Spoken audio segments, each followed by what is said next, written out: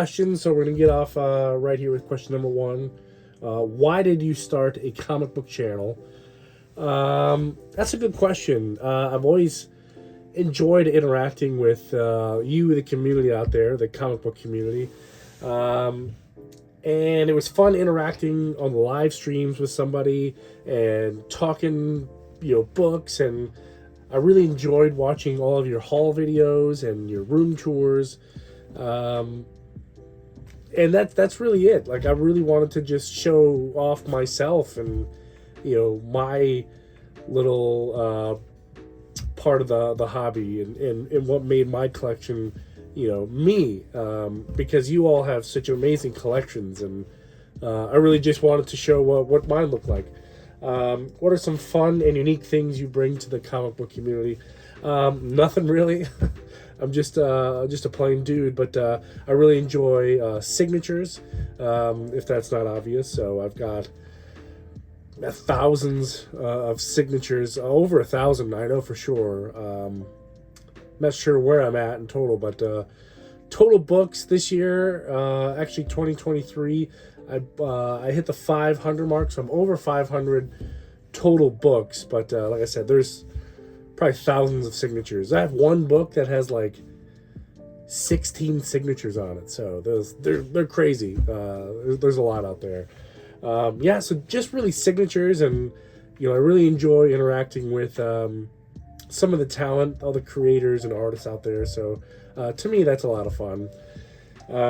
Number three, what are you most excited about for this new channel? Well, it's not a new channel, but I'm just excited to see where this journey takes me. I've made a lot of friends since I've been doing this, and it's been a blast. It really has. Just to not only see myself grow, but see all of you grow. Gosh, so many of my friends I've made on this comic book community YouTube journey have hit 1,000, subscribers. That's huge. Congratulations to all of you who have hit 1,000 subs, within the last year or two. I don't know how you do it. I really don't know how you do it. But you guys must know something that I don't know. But just to watch all of you just hit your own goals makes me want to maybe do better. I don't know. Time for me is a rare commodity, but that's a whole nother video. Number four, when/what is the first ever comic book you purchased and read? I don't remember what the first one I purchased was.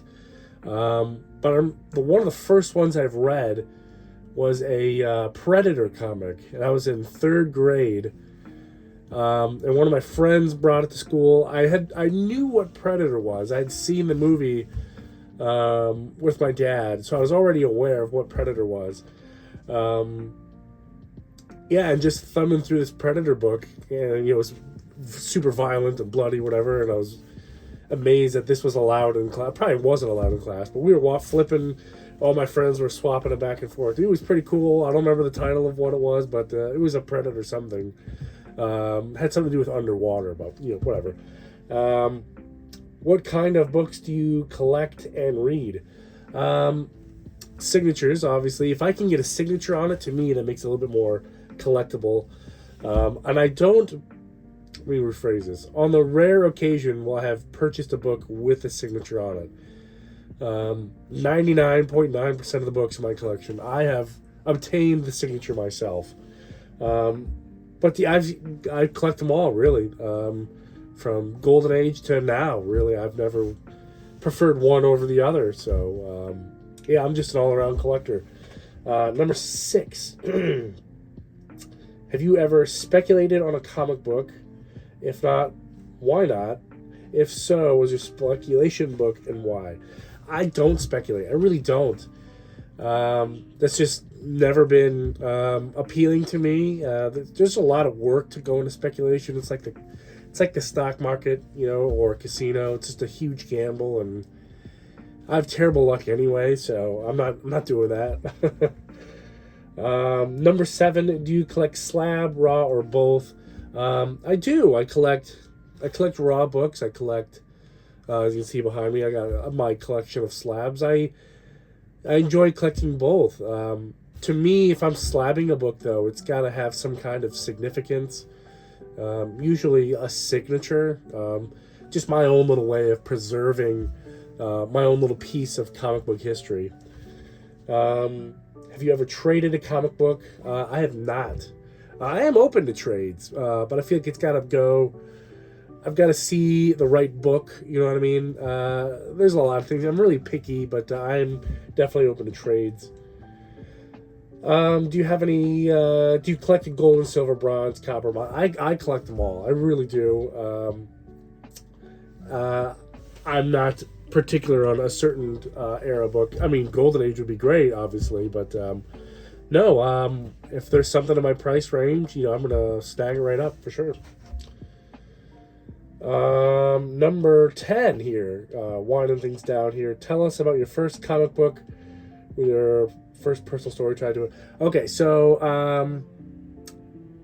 I thought about this question, and I decided to pick Blackest Night by Jeff Johns. Came out in 2009.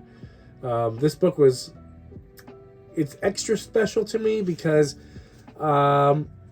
when I was in the service, I had just gotten off a deployment. I'm going back to Germany, so I'm away from my family even longer. And at the time, I wasn't married or had kids, so I guess I was lucky at that point. But yeah, I was living in Germany, and I just found a comic book shop that I didn't realize was so close to me. And I went there, and this had just come out. This was brand new. And luckily they had an English copy. It's not this exact issue, but it's one of them. But yeah, they had an English copy. I took it, I bought it, I read it, fell in love with it. And then that day I swore, when my time in service was done, that I was going to really hit the comic book collecting hard. I did have comics back home, but it wasn't that big of a collection. It was like one short box. But this was the one that made me say, yep, this is it, I'm done. I'm super collecting from here on out. So thanks to Jeff Johns. Oh, yeah, and by the way, this is signed by him. Got to meet him, too, so that was pretty cool. But, yeah, this is that's a cool little story that I have. And that's what started it all back again for me. But, yeah, thanks for tuning in. These are my 10 questions. Give me a like and a subscribe if you don't mind. Yeah, and I appreciate you tuning in, and we'll see you next time.